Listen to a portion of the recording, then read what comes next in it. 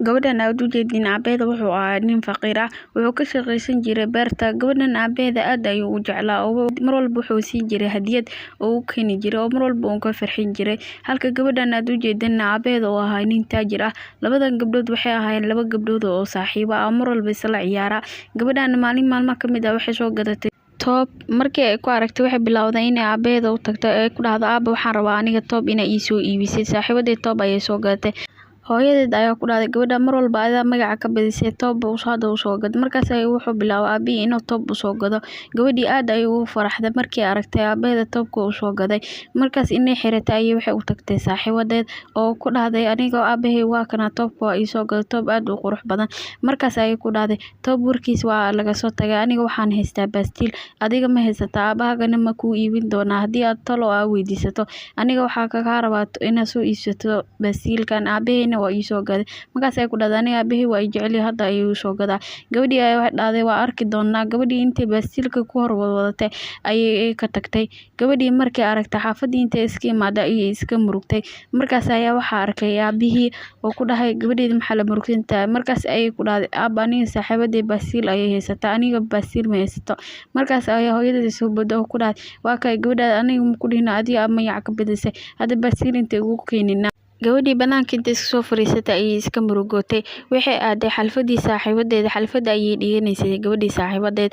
Markaas ayay ku dhahday aniga keeg ayaan haystaa oo xalfada aan ku dhigto adiga keeg intay ka keenay aabana ma kuu iibin doonaa. Gabadhii intay soo baxday ayay hooyadeed u imaaday.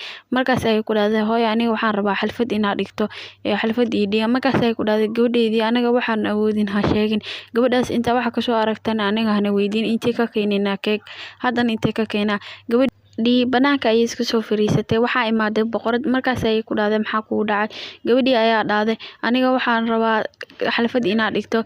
Gabadhii saaxiibadeed xalfada ayay dhigatay anigana xalfad wax ii dhigaya male waxaan u baahanahay keeg xalfad ku dhigto.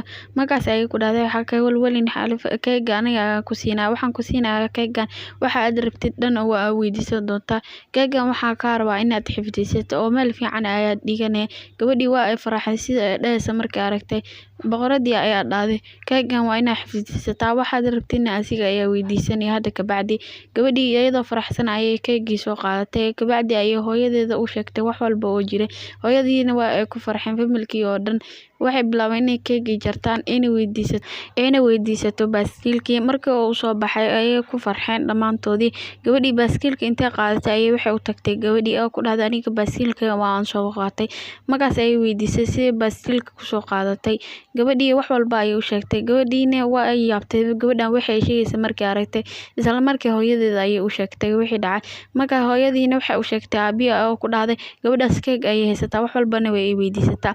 Ninkii inta tuugo ku dalbayo wuxuu dhahay gabadhaas keega in laga soo qaado ayaa rabaa ii keen aniga lacagtiina siinaa.